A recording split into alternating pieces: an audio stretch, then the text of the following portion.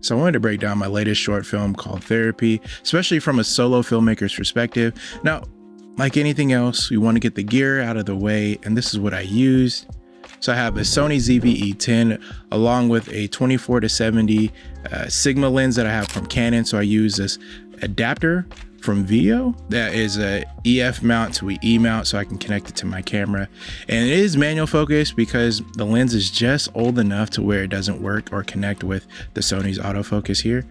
And along with that, I put on a short stash. I think it's a quarter mist everyday filter.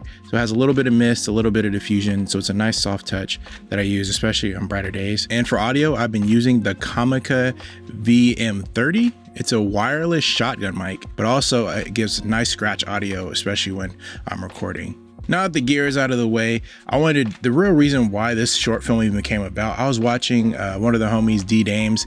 He dropped this series called 3-Pack, and he had this clip about from one of his therapy sessions, and it got me thinking from another conversation I had with a friend, and I got this email. So this is all like a combination of ideas and experiences all coming together and ultimately turning into a short film. So after watching D-Dame's video, I then had a conversation with one of my friends. I talked about confidence and how, for me personally, I'm not as confident in person as I come off in my videos. So that had me feeling some type of way, I'm not gonna lie. And after talking to a few people that have all agreed on the same thing, I was like, yo, interesting. Then I got this email from Epidemic Sound that they boosted the credits for this feature they have on their platform called Voices. So I'm like, huh.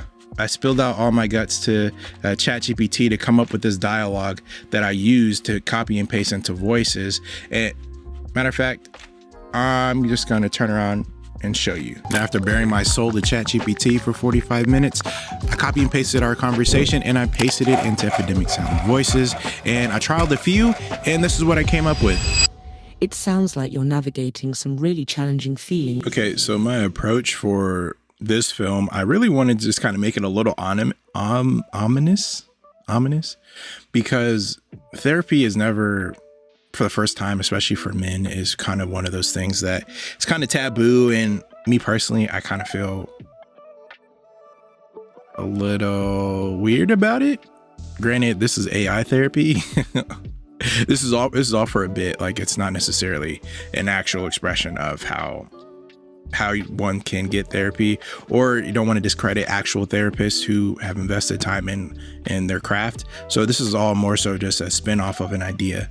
And so what I did when approaching this, I just wanted to have a variety of shots.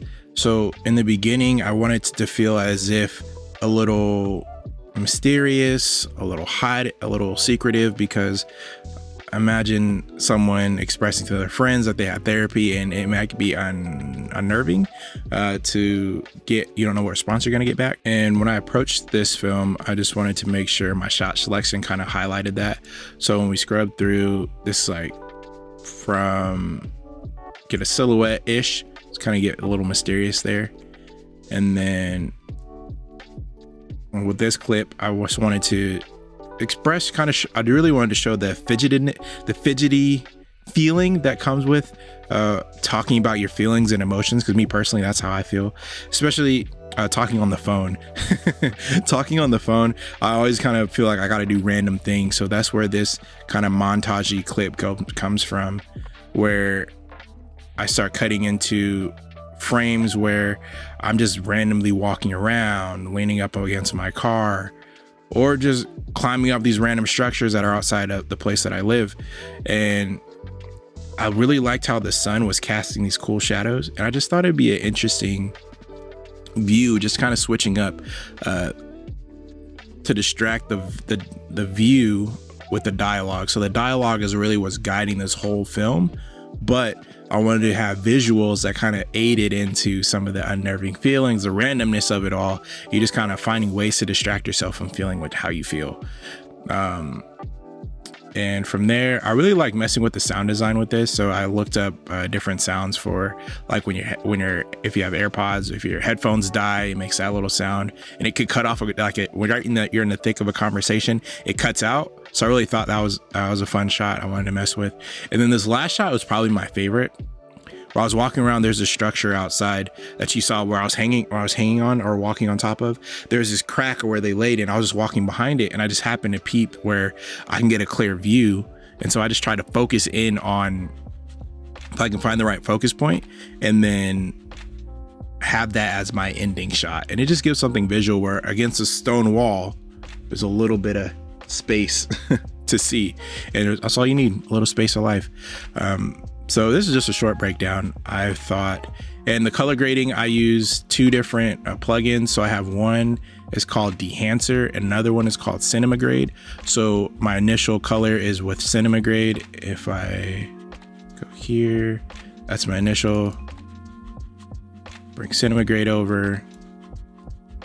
This is how it looks. And my plugin, I usually go with the final grade. I go through. So I usually go with Kodak Visual. It really does really nice with my skin tone because I'm brown. So sometimes having certain skin tones is a little issue. So I use mostly Kodak colors for the base. And then you go into on the top coat. That's where we get like the extra features. I use Dehancer. It's called Dehancer Pro. It has a couple different. So I stick with the Kodak Brown. So I use the Edachrome feature there. And then I add my film grain, halation, and I bloom it out a little bit.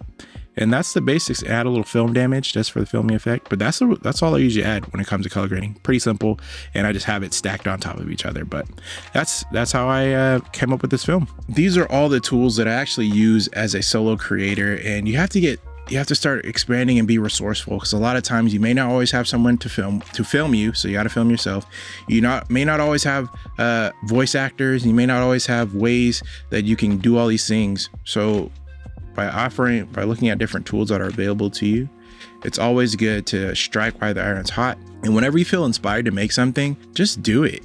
And along the way, you'd be surprised at what actually comes about and what you can You can also be surprised on what you come up with when inspiration is flowing. So until next time, it's your boy Groovy Fu. I'm gonna holla at you later. Peace.